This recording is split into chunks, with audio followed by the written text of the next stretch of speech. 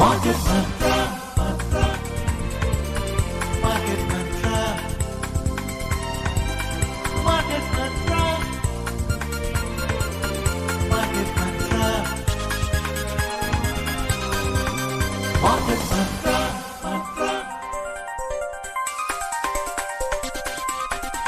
Market Mantra.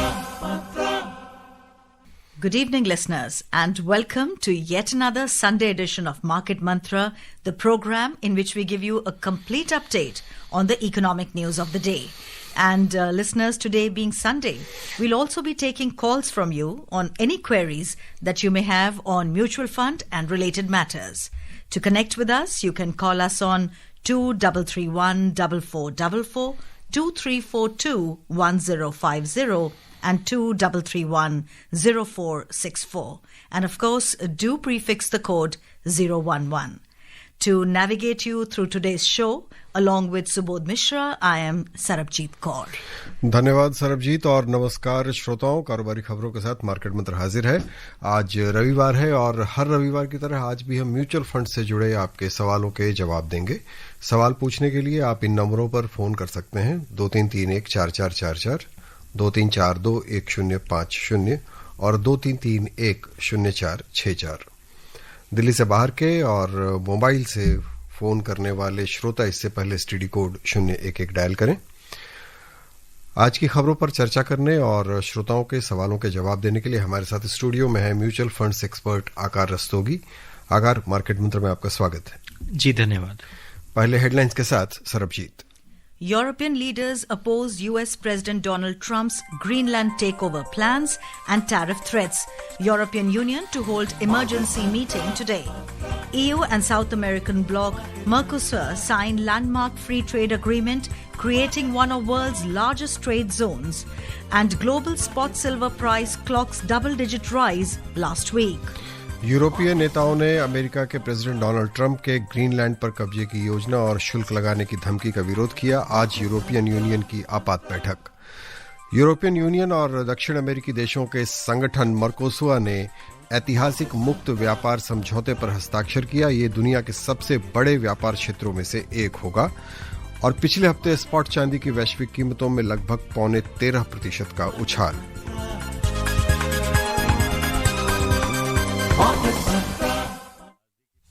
And listeners, before we go any further in the program, may we remind you, the views and opinions expressed by the experts in this program are their own and not that of Akashvani. Akashvani advises its listeners to do their own research or consult a registered professional before taking any investment decision. We further advise all listeners to exercise due diligence and rely on their own judgment for taking any financial decision. और खबरें शुरू करें सरबजीत। आज पूरी दुनिया की नजरें European union पे हैं। जी बिल्कुल। In fact, that's the big story today in our program too. The European Union EU is set to hold an emergency meeting in Brussels today after US President Donald Trump announced tariffs on 8 European countries over their opposition to a potential American acquisition of Greenland. Ambassadors from all 27 EU member states will deliberate on the issue.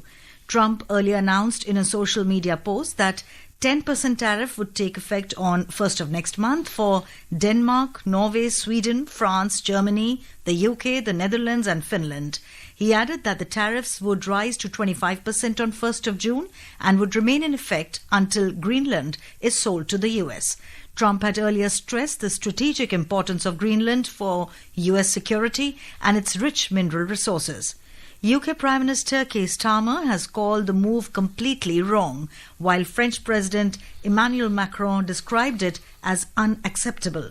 European Commission President Ursula von der Leyen has said tariffs would undermine transatlantic relations and risk a dangerous downward spiral.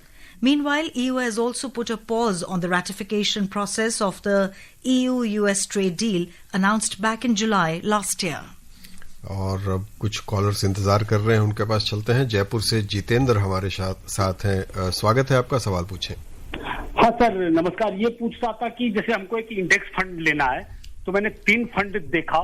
एक तो मोतीलाल ओसवाल का Nifty mid cap 150, और एक दो जगह देखा Nifty 50 और Nifty next 50। तो इस तीनों में कौन सा ठीक लग रहा है? हमको तो मिड कैप 150 ठीक लग रहा है। ये एक मेरा प्रश्न है, तीनों में से हम एक लेंगे लंबे समय के लिए। और दूसरा सर, बड़ौदा बीएनपी का म्यूचुअल फंड हमारे ऑफिस के पास में इसका ऑफिस है, तो मैं इसके यहाँ से फॉर्म लाया, लेकिन इसका एयूएम देख रहा हूँ कि बहुत कम है, कोई 48 करोड़, कोई 125 करोड़। तो क्या कुछ एयूएम कम से भी कुछ फर्क पड़ता है क्या? ये दो प्रश्न है। जितेंद्र जी, जो आपने पहले 3 फंड बोले, एक निफ्टी मिड कैप 150 बोले, एक निफ्टी 50 बोले, एक निफ्टी नेक्स्ट 50 बोला, तो सबसे पहले आपके लिए ये जानना जरूरी है कि इन तीनों फंड्स में डिफरेंस क्या है, तीनों फंड डिफरेंट कैसे है। देखिए, जो निफ्टी 50 है वो जो सबसे बड़ी 50 कंपनियां हैं उनमें पैसा लगाता है। जो निफ्टी नेक्स्ट 50 है वो उसके अगली 50 कंपनियों में पैसा लगाता है। और जो मिड कैप 50 है वो एक तरीके से आपकी जो कंपनी नंबर 101 से लेके अगली 150 कंपनियां हैं, यानी कि 101 से लेके 250 नंबर तक की कंपनियां हैं, उनमें पैसा लगाएगा। तो ये जो तीनों ही इंडेक्स फंड्स है, तीनों इंडेक्स फंड्स है, लेकिन इन तीनों का जो नेचर है, जिस तरीके की कंपनियों में ये पैसा लगाते हैं, वो एकदम अलग है। मेरा ये मानना है कि अगर अभी आप एकदम शुरुआत ही कर रहे हैं, आपने इससे पहले ज़्यादा अगर इक्विटी में निवेश नहीं किया, आपको बहुत ज़्यादा अनुभव नहीं है, तो आप निफ्टी 50 से शुरुआत कीजिए। निफ्टी 50 सबसे बड़ी 50 कंपनियों में रहता है। अगर आप थोड़ा बहुत उसमें और एक्सपोजर डालना चाहते हैं तो आप थोड़ा सा पैसा निफ्टी नेक्स्ट 50 में भी डाल सकते हैं। बाकी आप धीरे शुरुआत कीजिए, बड़ी कंपनियों से चलिए, निफ्टी 50 से शुरुआत कीजिए। और वहीं पे आपका एक जो दूसरा सवाल था कि एक बड़ौदा का फंड है जिसमें कि एयूएम काफ़ी कम है। देखिए, जो भी इंडेक्स फंड्स होते हैं उनमें, और जो लार्ज कैप इक्विटी के होते हैं, जैसे कि नॉर्मली हमारा निफ्टी 50 हो गया, इनमें बहुत ज़्यादा एयूएम से हमारे को डरने की ज़रूरत नहीं होती। एयूएम की टेंशन वहाँ पे करनी चाहिए जहाँ पे कि हम लोग स्मॉल कैप कंपनीज में पैसा लगा रहे हैं। बट उसके अलावा देखिए, इंडेक्स फंड जब भी आप चुनाव करेंगे तो ज़रूरी होता है कि आप देखें कि उसका एक्सपेंस रेशियो कितना है, वो फंड का खर्चा कितना है। क्योंकि एक इंडेक्स फंड का काम ये है कि जो इंडेक्स में जिस प्रपोर्शन में कंपनीज है, जिस तरीके से वो एक इंडेक्स कॉन्स्टिट्यूटेड है, हम उसको एकदम ही फंड मैनेजर्स को रेप्लिकेट करता है। यानी कि यहाँ पे फंड मैनेजर अपने एक्सपीरियंस से, कुछ अपने डिसीजन से कुछ ज़्यादा चुनाव नहीं करता है। तो यहाँ पे बेहतर ये है कि आप देखिए कि किस फंड का जो एक्सपेंस रेशियो वो सबसे कम है, सबसे कम एक्सपेंस रेशियो वाले फंड का, और जिसका ट्रैकिंग एरर, यानी कि जो उसके रिटर्न्स और जो इंडेक्स के रिटर्न्स है उन दोनों में डिफरेंस बहुत ही कम हो, वैसे फंड का चुनाव कीजिए। वैसे आकार, जब इन्होंने एयूएम के बारे में पूछा, ये कुछ फंड्स के बारे में बता रहे थे, इनको शंका थी कि उसका एयूएम कम है। और आमतौर पर हम अभी तक जितनी चर्चा करते आए हैं मार्केट मंत्र में हमेशा, तो उसमें कई बार हम लोगों को बोलते हैं कि नहीं, इसका एयूएम बहुत ज्यादा हो गया है, अब जरा इससे दूरी बना लीजिए। तो ये क्या करना क्या चाहिए? देखिए, एयूएम की टेंशन बेसिकली वहां पे आती है जहां पे स्मॉल कैप फंड है। अगर आप एक ये तो अभी आपने बताया जी, तो वो ज्यादा होने पर शंका होती, कम के लिए तो कोई डरने की बात नहीं, कम के लिए कोई डरने की बात नहीं है जी। Our next caller has joined in from Mumbai, Murtaza. Murtaza, अपना सवाल पूछे।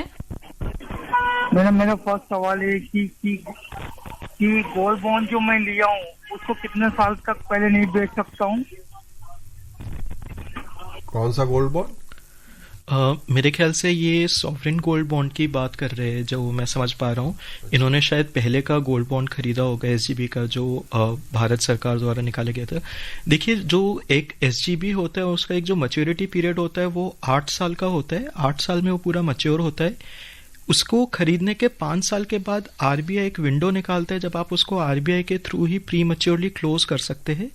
उसके अलावा सेकेंडरी मार्केट यानी कि स्टॉक एक्सचेंज पे आप उसको बीच में चाहे तो बेच सकते हैं, लेकिन यहाँ पे आपको थोड़ा सा ध्यान रखना पड़ेगा। यहाँ पे लिक्विडिटी का थोड़ा सा इशू रहता है। जरूरी नहीं कि जब आप बेचना चाहे तो वहां पे कोई आपको खरीदार मिले जी। And Akar, like our first caller reiterated that he intends to hold the investment for a long time.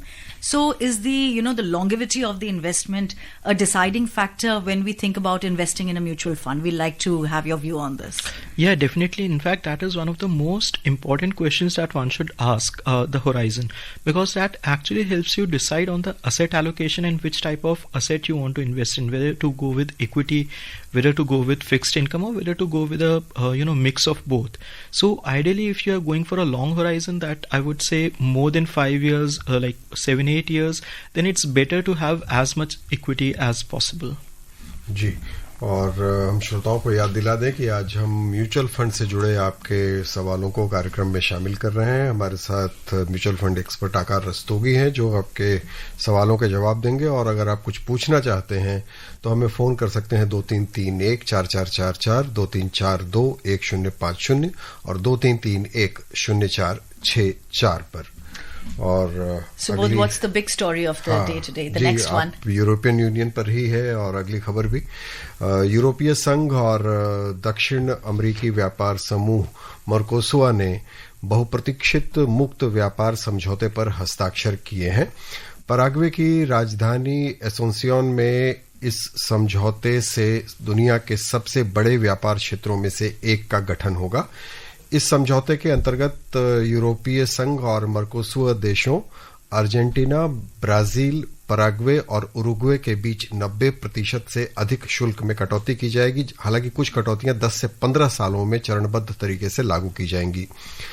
European Commission की president Ursula von der Leyen ने इसे भू राजनीतिक सफलता बताया है। उन्होंने कहा कि इससे दोनों क्षेत्रों के बीच निर्यात, विकास और रोजगार को बढ़ावा मिलेगा। यह समझौता यूरोपीय संघ के सभी 27 सदस्य देशों पर लागू होगा। हालांकि ऑस्ट्रिया, फ्रांस, हंगरी, आयरलैंड और पोलैंड ने इसका विरोध किया है। अब इस समझौते को यूरोपीय संसद से मंजूरी मिलने और मर्कोसुआ देशों से अनुमोदित करने की आवश्यकता है। And Subodh, I see meanwhile 2 callers have lined up from Delhi. Sanjeev ji, स्वागत है आपका, अपना सवाल पूछें। हाँ, गुड इवनिंग।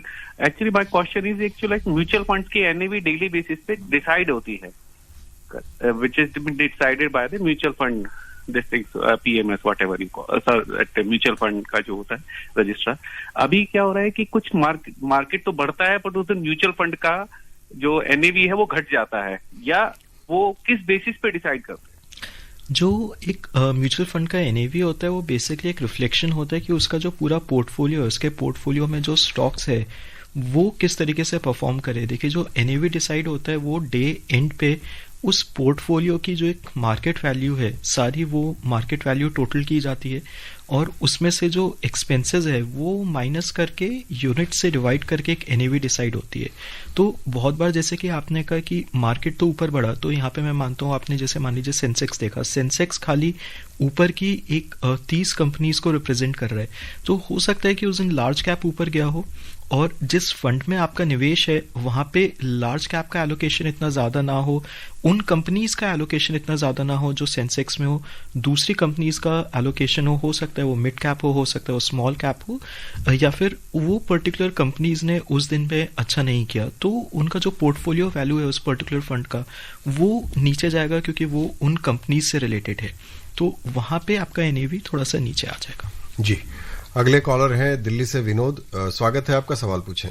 सर, मेरी तरफ से पूरी टीम को नमस्कार। नमस्कार। तो मेरा एक्सपर्ट से सवाल है कि मैं 2017 से एसबीआई स्मॉल कैप में इन्वेस्टेड हूँ, और मैं उसकी परफॉर्मेंस देखा हूँ बार बार वो नीचे जा रही है। अब ये 2 स्टार रेटिंग हो गई है, तो मैं इसमें क्या करूँ, और अगर स्विच करना है तो कुछ फंड का नाम बताएं। और दूसरा सवाल मेरा ये है कि डाइवर्सिफिकेशन के लिए एक्सपर्ट कहते हैं कि आप रियल एस्टेट में भी आपका एक्सपोजर होना चाहिए, लेकिन वहाँ टिकट साइज इतना बड़ा है ना, वो बड़ा मुश्किल सा होता है मेरे लिए।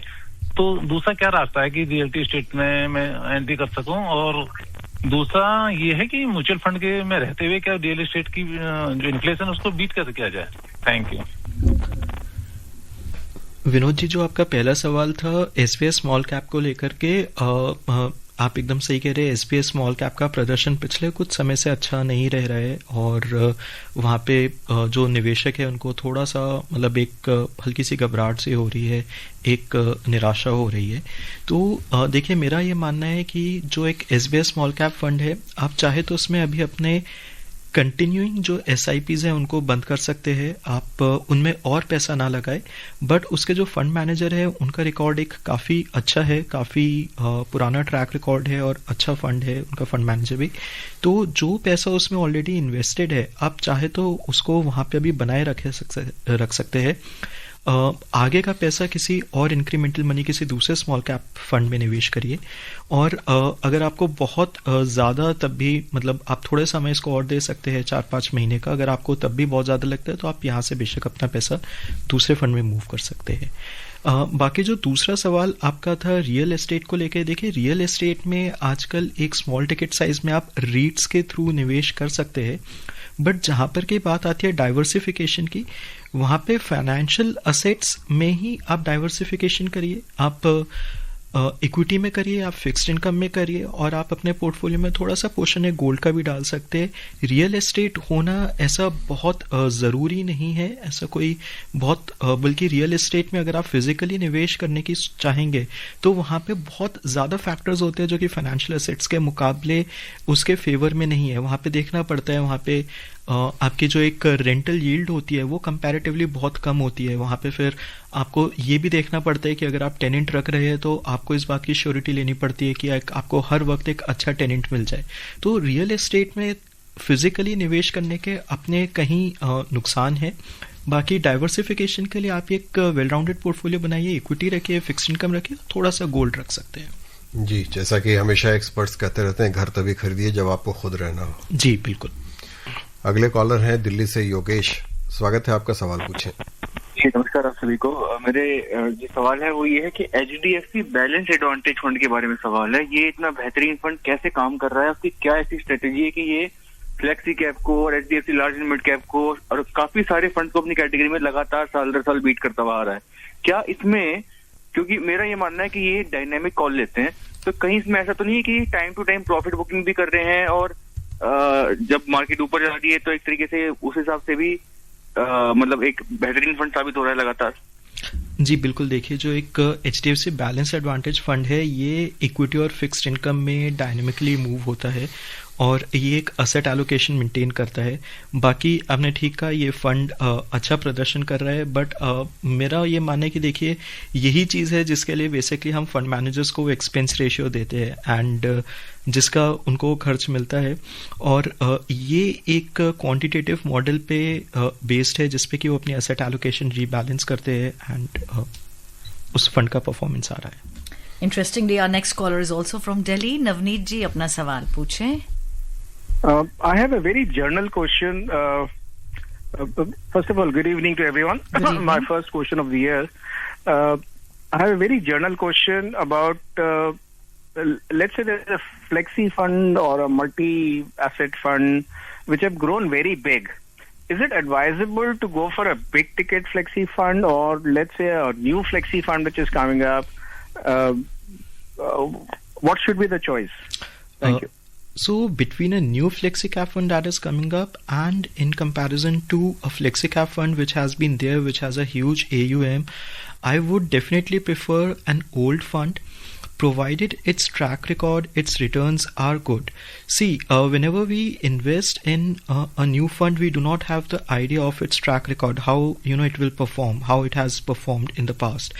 But whenever we invest in an old fund, we can look back in the history, how the fund has performed across different phases of the market. And when it comes to the size of the AUM, as I was mentioning, size of the AUM is a problem when it comes to a small cap fund or very small companies. A flexi cap fund or a multi-asset fund, I would say basically the flexi cap fund is mostly large cap based and one should not be worried about the AUM in that case. जी, अगले collar हैं दिल्ली से महेश, स्वागत है आपका, सवाल पूछें। Good evening sir. Good evening. I have two questions. One is actually suppose मैं मतलब मल्टीपल फ्लेक्सी कैप और मल्टी एसेट कैप है, तो उनमें ओवरलैप कितना होना चाहिए? बिकॉज एक्चुअली दो अलग अलग मान लीजिए फंड हाउसेस का मल्टी कैप ले रहे हैं, तो ओवरऑल मतलब उसमें बट वो स्क्रिप्ट जोन का जो भी है वो दोनों में कॉमन या ओवरलैप जो है, is there in the thumb rule and how do identify? That is first question. Second question जो है, बिकॉज अभी we know Parag Parikh actually well known one and how they are performing very well, so अभी उनका actually नया एक fund आ रहा है actually large cap का जो है, दो आई नो लाइक आपका सजेशन हमेशा रहता है कि NFO पे मत जाइए, उसका परफॉर्मेंस के ऊपर ही जाइए, but just I want to have an your opinion on that. See firstly I would say कि जो एक ओवरलैप की चीज़ है, ओवरलैप जितना कम हो उतना अच्छा है।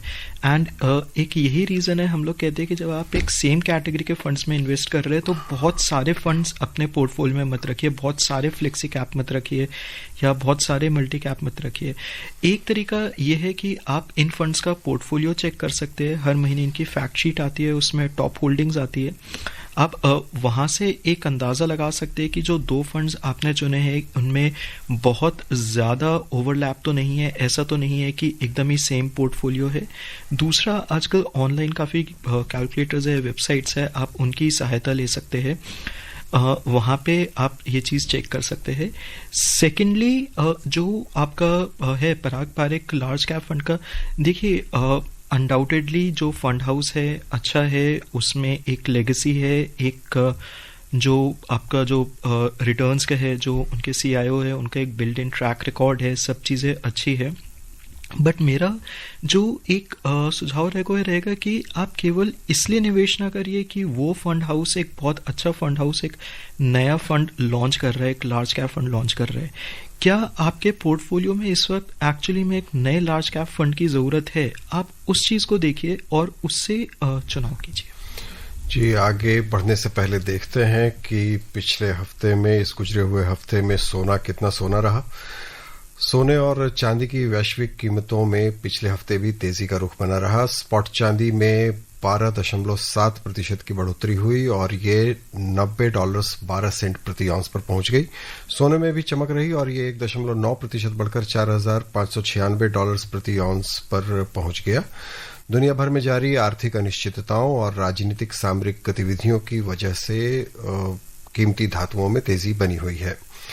देश के मल्टी कमोडिटी एक्सचेंज में मार्च अनुबंध की चांदी में पिछले हफ्ते 13.9% की बढ़त देखी गई और ये 2,87,762 रुपये प्रति किलोग्राम पर पहुंच गई। इस बीच फरवरी अनुबंध के सोने में पिछले हफ्ते 2.7% की वृद्धि हुई और पिछले हफ्ते यह 1,42,517 रुपये प्रति 10 ग्राम पर बंद हुआ। और बिहार से टिंकू जी जुड़ चुके हैं हमारे साथ। टिंकू जी अपना सवाल पूछें। I believe you have not been able to connect with this listener. Let's move on to the next caller. Keshav ji Delhi से अपना सवाल पूछें। हेलो, नमस्कार सर। जी नमस्कार। मैडम नमस्कार। मैंने ये पूछना है कि एक्सपर्ट से कि हमने एक न्यूज अपना कार्यक्रम देखा था, एक एक्सपर्ट आए थे, उन्होंने बोला था कि आप अगर म्यूचुअल फंड या शेयर मार्केट में जाना चाहते हैं तो आप निफ्टी 50 ऐसे 50-50 और इक्विटी की जानकारी पहले लीजिए, फिर आप इसके अंदर अपना पैसा लगाएं। ये क्या होता है, इसके बारे में आप थोड़ा बता पाएंगे? केशव जी, देखिए जो निफ्टी 50 है वो एक इंडेक्स है, स्टॉक मार्केट इंडेक्स है, जो कि जो हमारे मार्केट कैप के हिसाब से जो सबसे बड़ी 50 कंपनीज है उनके परफॉर्मेंस को ट्रैक करता है। तो बेसिकली जब आप निफ्टी 50 इंडेक्स फंड में पैसा लगाएंगे, आपका किसी एक कंपनी में पैसा नहीं लगेगा, बल्कि थोड़ा थोड़ा पैसा एक प्रपोर्शन में उन 50 बड़ी कंपनीज में लग जाएगा। तो ये एक ओवरऑल इंडेक्स होता है जो कि सबसे बड़ी 50 कंपनीज की परफॉर्मेंस को ट्रैक करता है और हम लोग एक तरीके से कह सकते हैं कि ब्रॉडली हमारी जो मार्केट है उसको भी रिप्रेजेंट करता है। इसी तरीके से एक सेंसेक्स भी होता है, आपने सुना होगा। सेंसेक्स सबसे बड़ी जो 30 कंपनीज है उसकी परफॉर्मेंस को ट्रैक करता है। तो ये जानकारी शुरुआत में रखना बहुत मतलब सही बात है। आपको आइडिया होना चाहिए कि किस तरीके से इसमें मतलब पैसा होता है। यहाँ पे आपको ध्यान देना है कि जो इक्विटी है ये शॉर्ट टर्म में वोलेटाइल रहेगा। बाकी आप आगे बढ़िए, एक इंडेक्स फंड में एक बहुत छोटे से अमाउंट से निवेश करना शुरू कीजिए और कुछ महीने उसमें SIP के जरिए पैसे लगाइए और उसको थोड़ा सा ट्रैक कीजिए, उसको देखिए कि कैसे NAV आती है मार्केट के साथ में, वो NAV कैसे चेंज हो रही है, उसके मंथली डिस्क्लोजर्स क्या होते हैं, क्या फैक्ट शीट्स होती है, उससे आपको एक और जानकारी मिलेगी। और अगर आप चाहें तो कुछ महीनों के बाद आप उस फंड से एक बहुत ही छोटा सा रिडेम्पशन करके भी देख सकते हैं, जिससे कि आपको एक पूरा साइकिल का आइडिया लग जाए कि किस तरीके से म्यूचुअल फंड्स काम करते हैं, किस तरीके से इक्विटीज काम करती है, किस तरीके से वो फ्लक्चुएट हो सकती है शॉर्ट टर्म में। और फिर जैसे से आपको कॉन्फिडेंस आ जाए, आप एक बड़े अमाउंट का निवेश कर सकते हैं। जी, अगले कॉलर हैं दिल्ली से शोभित। स्वागत है आपका, सवाल पूछें। Hi, I'm Shobit. Thank you, Market Mantra. You are making our money move. So my question, I have two questions. One is based on the mutual fund. I am holding a couple of mutual funds, and one of them I am concerned about is UTI Next 50. I am holding for more than 10 years now, and the performance is now, I think, quite tepid. And secondly, I want to know if you can tell me, I have inherited some shares from my parents, and now I want to redeem a bit of them. So on what way I'll be taxed? Like it's a long-term capital gain, but how it will be on the grandfatherly date or something like that? Thank you. Shobhit, your first question related to UTI Nifty Next 50 index fund, I would say it's an index funds replicating an index, and I don't see a very huge problem here. So you can very well, continue your investment with it.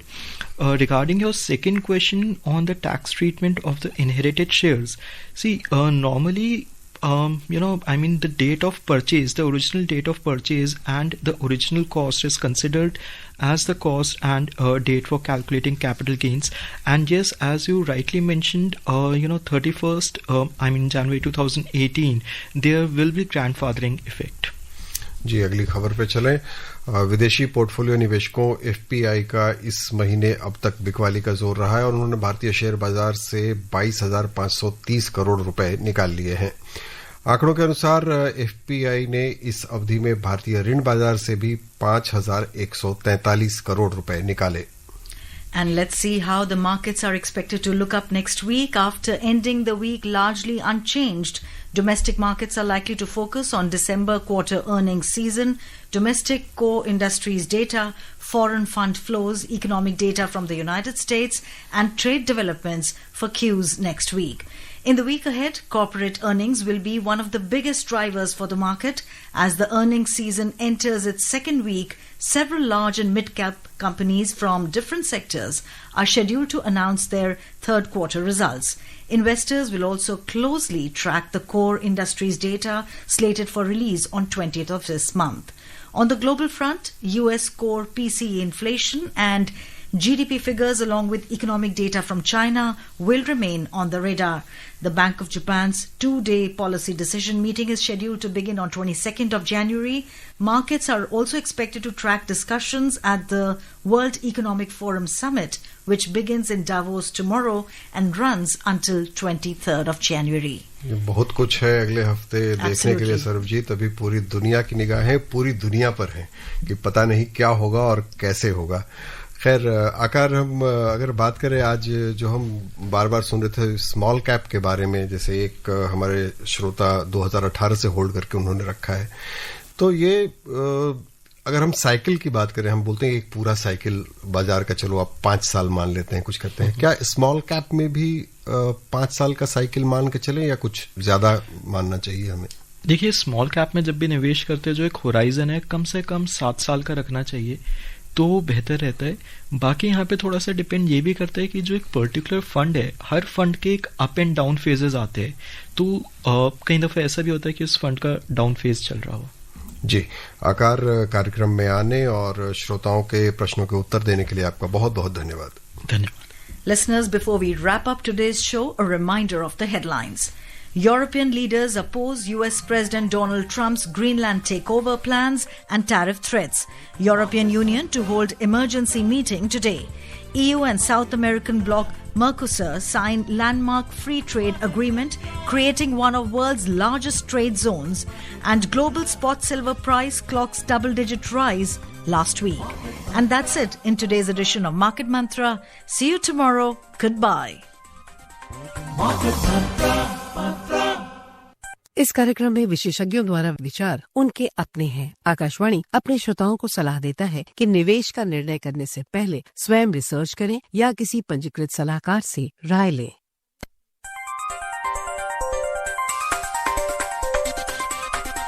Market Mantra.